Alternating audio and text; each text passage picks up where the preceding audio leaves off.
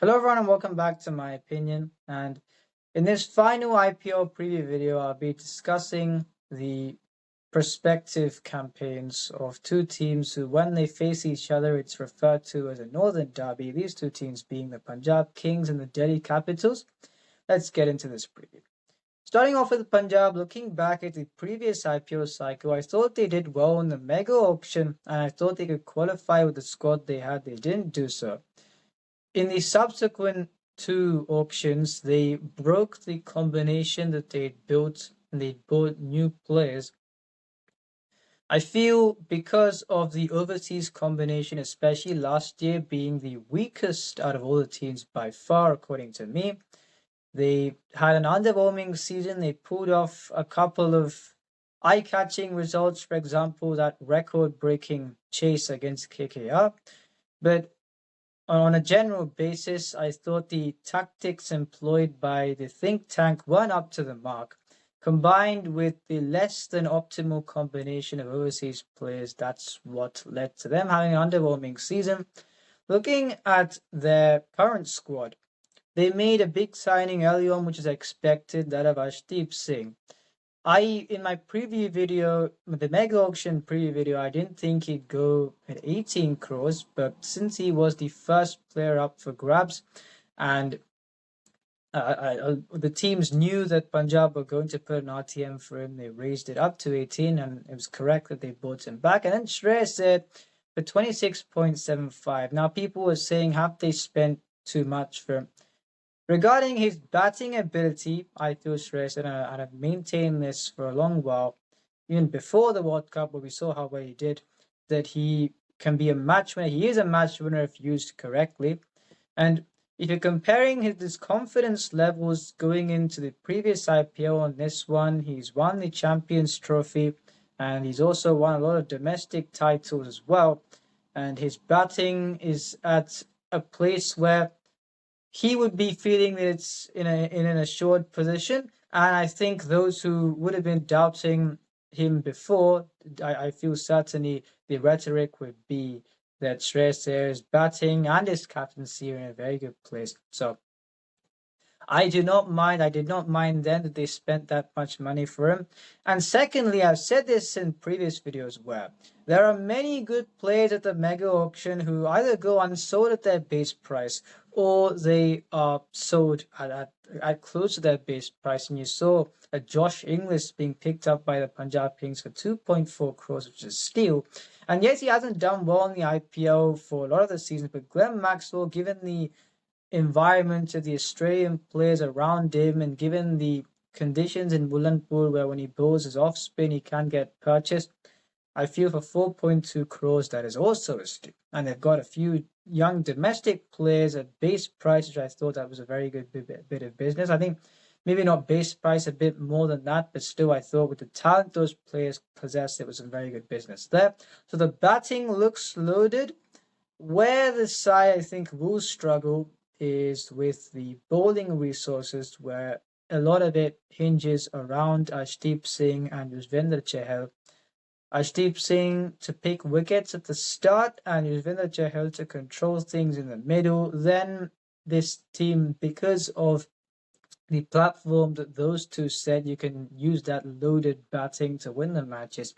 Because if one of those two don't fire, then I think they'll find it a bit difficult. And I'll go further into their signings at the auction after I've narrated my 11. I think it would provide further context.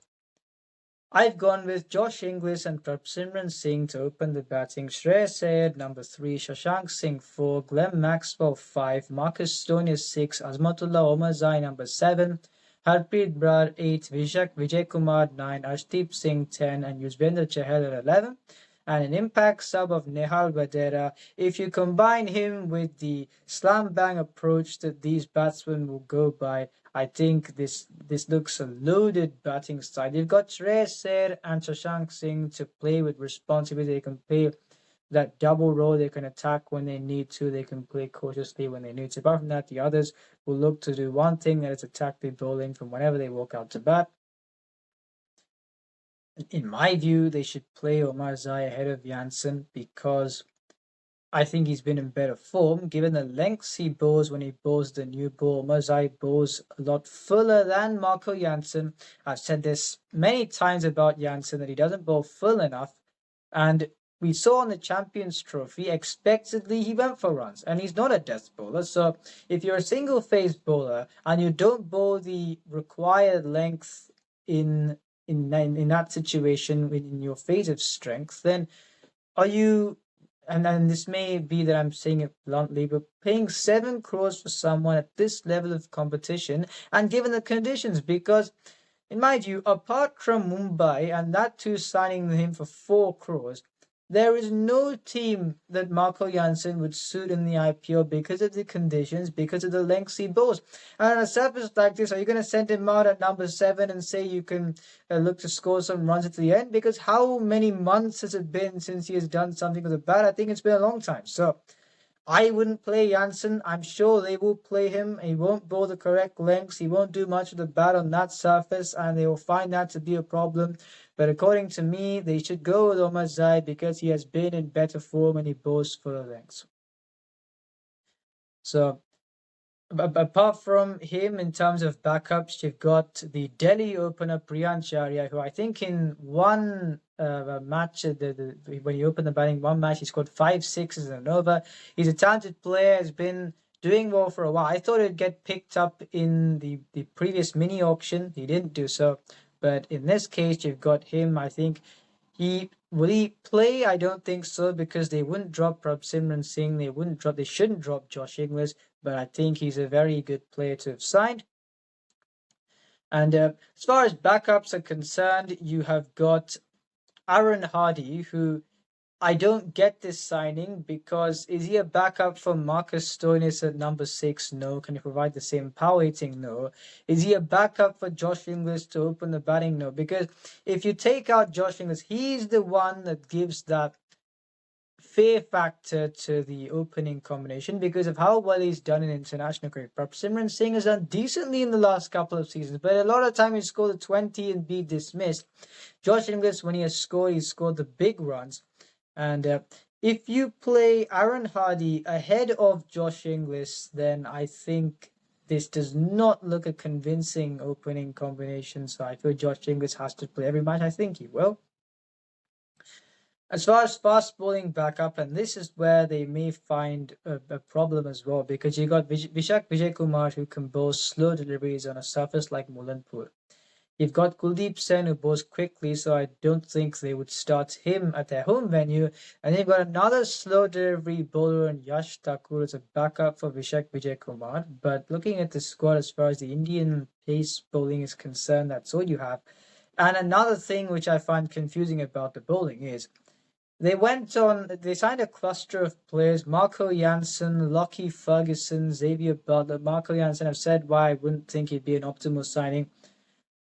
And looking at this combination, you've got the 4 overseas players there.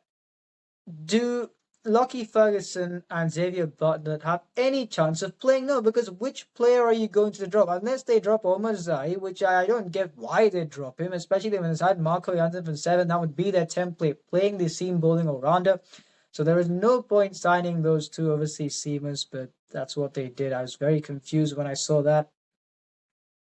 And that is where the bowling is definitely the point where this team will struggle. Because if Arshdeep Singh doesn't pick wickets up front and you incorrectly play Marco Jansen and he goes for runs, which I think he will, especially on that kind of a surface, then Yuzvendra Chahal has got to pick wickets in the middle, which he can do. However, we saw in the previous season, he can also go for runs while doing that. Harpreet Brad can go through phases where at times he can bowl as he's always economical, but the problem is he has also got a good knack when he's on song and he can pick up 1 or 2 wickets. He's a very good bowler, but we've seen in the past couple of seasons where he's done well in a phase of time, then things haven't gone so well for him and they've sat him out. So if they sit Harpreet Brar out, is there anyone else who they can go to? I don't think so. They've not got another spinner. He has to play every match, so I hope he does well. So this Indian fast bowling contingent, bar Arshdeep Singh, is looking quite fragile. They've not got the spin backup bar for Harpreet Brar because they can go with it okay at their home venue on the slower surfaces when you've got Maxwell, Yuzvendra Chahal at Preet Bar. If they go to a Bengaluru, for example, if one of Ashdeep and Chahal don't go well, they're going to struggle. And that is why I feel I'd said the same thing about RCB, where because of how poorly other teams have done, I don't think you can look at this team and say that they're going to not qualify straight away. I think they'll be around that fourth, fifth place. They'll be competing with a team like RCB. But it all depends on how their bowling is going to overperform. Because you've got Ashdeep and Chahal, the rest will have to overperform. If they don't, I think especially on the better batting surfaces and with the explosive nature of this lineup, where you've got Shreyas Iyer, Shashank Singh, maybe Omarzaev if he plays to temper things down a bit. Apart from that, everyone is going to go hammer and tongs. I feel this team may have a chance to not qualify because they may overcommit to their aggressive approach and the bowling has not got the strength to go well across conditions. And now on the Delhi Capitals, I thought they made decent retentions. I would have retained Rafiq Salam as well as an uncapped player for 4 crores, but they've bought Mohit Sharma, who Rafiq Salam, because of injury, his pace has dropped, and Mohit Sharma bowls slow deliveries, so they have bought him. While the bowling doesn't have backup, if you're looking at the first choice, I think is one of the best attacks in the tournament. Where I feel they have not covered things is the backup for batting, the explosiveness in the batting. And you may look at players such as Jake Fraser McGurk and Tristan Stubbs and think they are explosive. However, we've seen the form that McGurk has been in, and they've bought him on promise for 9 crores. I thought Punjab Kings, not only in that situation, but they did that both in other cases, where they used the RTM to make sure teams who wanted those players ended up paying a greater value of money. Tristan Stubbs for the last few months has not been informed. We saw in the SA20 he didn't do much. Then in the Champions Trophy, he played 1 match, or for some reason they sent him out to open, and then he hasn't been in the team either. So with what confidence would he be arriving to this IPL? I don't know. And as I did with Punjab, I think narrating the 11 and then talking about the backups will provide further context, because Harry Brook has pulled out of the IPL yet again, and they haven't named a replacement player as of now. And who they will name as a replacement player and how soon they will name that player, I think will have an effect on their fortunes, or can influence their fortunes this season. So as for my 11, I've gone with KL Rahul and Jake Fraser McGurk to open the batting. Faf C number 3 because there's no Harry Brook. Abhishek Paul 4, Tristan Stubbs 5, Akshar Patel number 6, Ashutosh Sharma 7, Mitchell Stark 8, Kuldeep Yadav 9, T. Natarajan 10, and Mukesh Kumar number 11. Now, as I said for RCB, I would sign Johnny Bairstow, because what you could do is you could play Faf to open the batting in his correct position, and Johnny Bairstow can bat across the top 4. You could play him at 3. You've got a destructive Johnny Bairstow along with Faf du Plessis, who can play with double gears. He can play shots and he can temper down. KL Rahul, who I've heard they are looking to bat in the middle order, which I don't understand, because if you're batting KL Rahul in the middle order, maybe at number 3, then he's someone who also takes his time. If you've got a start, pretend if Faf du Plessis and Jake Fraser McGurk go well. Would you want KL Rahul to take his time after that? No. So I would bat him at the top of the order. They should not experiment with that, despite it being good confidence, like Shreyas Iyer would be after winning the Champions Trophy. So I would sign Johnny Bairstow and I'd play him at 3 and open with Faf du Plessis. And I'd said this before, where there's a difference between a team like Chennai signing Faf and sitting him on the bench than Delhi doing it, because the environment at CSK is what many players have praised. And Faf du Plessis started off his IPL career at CSK. I feel him sitting on the bench there would not have been as much of a taxing experience than sitting on the bench here for someone who, he may not think like this, but he has not been in form. You're going for promise. Faf, I think, is 40 years of age now. With the level he's maintaining his fitness, with how well he's been batting, with how well he's been fielding, I wouldn't want that fire to reduce. I'd want to play Faf du Plessis with how well he's doing. And I think there's a chance of that fire slightly reducing in this environment, because in CSK, with how good the environment is reported to be, I don't think him sitting on the bench would have reduced that determination from him to really, the fire would be burning brighter than what it would be when sitting on the bench in another franchise. Abhishek Porel has slowly been rising to the occasion. Akshar Patel with the bow and bat has been in fantastic form. Tristan Stubbs has got to come back to form, because if you're looking at the backups, there's no way that they can feasibly change their combination, because Donovan Ferrari is someone who walks out at the end and can provide that finishing kick. He's not consistent. The only player who he's a backup for is Tristan Stubbs. He can't. The Donovan Ferrari can't play in the top order, and they're not going to. I think they're not going to leave out Tristan Stubbs, whatever the case.